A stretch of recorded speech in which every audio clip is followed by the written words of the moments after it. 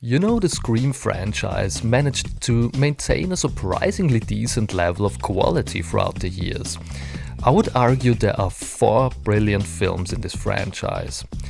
At least two fairly decent ones, and yes, it all goes down a cliff with this new film, objectively speaking. Because on a personal level, I had a lot of fun with this. And sometimes those are two completely different things, you know? As a critic, I wouldn't say this is a good film at all.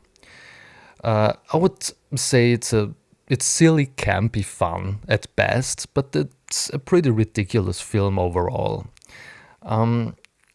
It feels like a tired and uninspired rehash, and I would say the franchise as a whole feels like a shadow of its former self at this point. That's what I would say as a critic, but personally, I enjoyed it a lot. And what can I say? Because sometimes I enjoy bad films.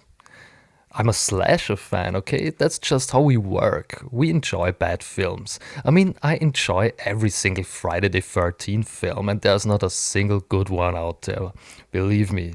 So, yeah, sometimes I like a bad film, and in this case, I even love it. I would even go as far as to say this is my favorite Scream since the Craven films. But back to what I would say as a critic. First of all, it feels like there's no reason for it to exist other than bringing Nev Campbell back.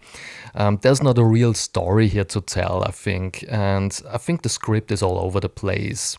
The story doesn't make any sense at all, in my opinion, and it plays the nostalgia card way too hard.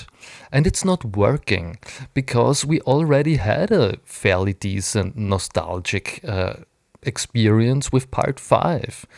At this point, it's just a rehash of a rehash. It's the same things over and over again.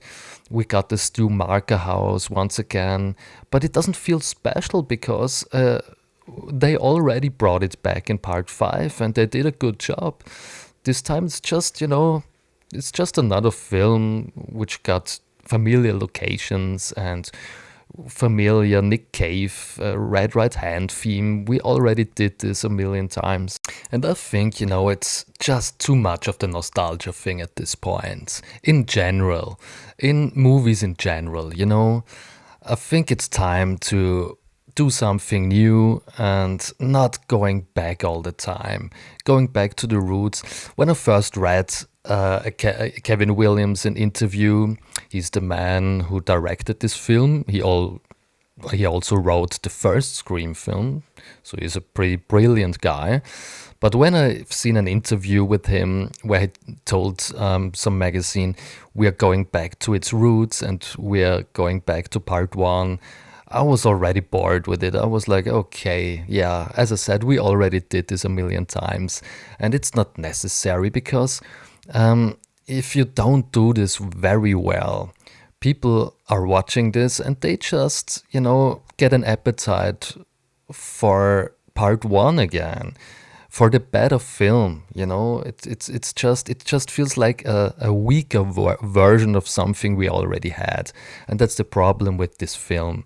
It feels like a comedic, silly and weaker version of stuff we already had before.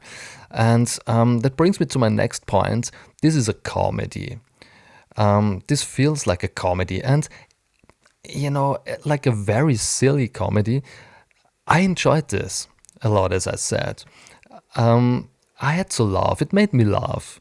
I think it's a very funny film, and I'm not sure if it wants to be funny in certain scenes or if it's accidentally. I don't know, but it's very silly in a good way. It's a good horror comedy, I would say. It's more comedic than any other Scream film. I was very surprised by this. You all know Matthew Lillard is in this film. I won't tell you anything about his performance and why he's in the film and so on. I just have to say, everything they did with him, I think it's also ridiculous. It's very strange. It's very silly. It's very goofy. It feels like a scary movie. It feels like a spoof. It doesn't feel like a horror film to me in some scenes. It feels like especially what they did with Matthew Lillard. Um, Very strange. I was pretty confused by the tone of the whole thing, because it's so over the place, all over the place. Um, Very strange. What works is the relationship between Sydney and her daughter. I think that they did a decent job with this. It's an interesting relationship dynamic. Um, Nev Campbell is a great actress after all. Um, she's I enjoy to watch her. She's charismatic as always, very likable as always. You can't go wrong, with Sidney Prescott. It's a great character. And I think the actress who plays her daughter also did a decent enough job. And I enjoyed the dynamics, Sidney Prescott being overprotective with her and stuff like that. It reminded me a little bit of H2O, about the relationship between Laurie Strode and her son. And she was overprotective with him, and that caused a lot of problems between them. And yes, I enjoyed this aspect of the film. I think that worked pretty well.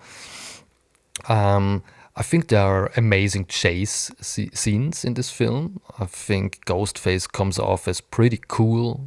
I enjoy his movements and how he's acting, and the chase scenes and the kills also. It has amazing kills. Pretty brutal stuff, but also again pretty comedic at the same time, pretty funny. It's not to be taken seriously. Nothing about this film is to be taken seriously, I think. I kind of enjoyed the characters. They were all pretty nice, kind of lovely. um, it has a cozy setting, and this small town environment. It's cozy set pieces. It feels like an old school slasher film from the 90s. And maybe that's because of Kevin Williamson. He also wrote this film and directed it this time. And maybe it's because of his involvement that this feels like some cozy, good old 90s, 80s to 90s slasher film. And I talked about this before. That's what I enjoy a lot. I grew up with those films.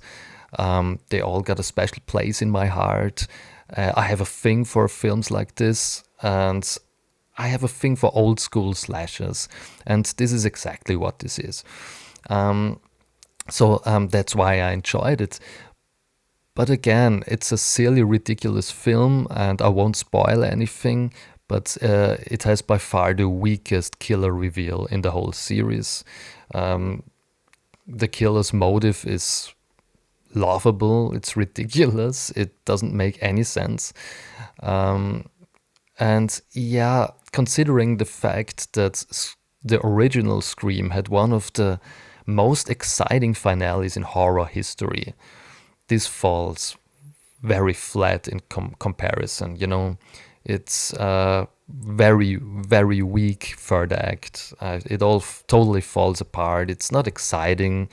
It's just boring. It's just by the numbers. It's just another obligatory killer reveal, and that's pretty sad. That's a crime for a Scream film. But again, this is what I would say objectively, but I personally enjoyed this film a lot. I had a great time. I was laughing because I think it's funny. It was cozy. It had amazing kills and chase scenes, and I enjoyed Sidney Prescott once again. Courtney Cox and all of those characters. There's no real reason for them to be there, but okay, they are in this film, and they are likable as always.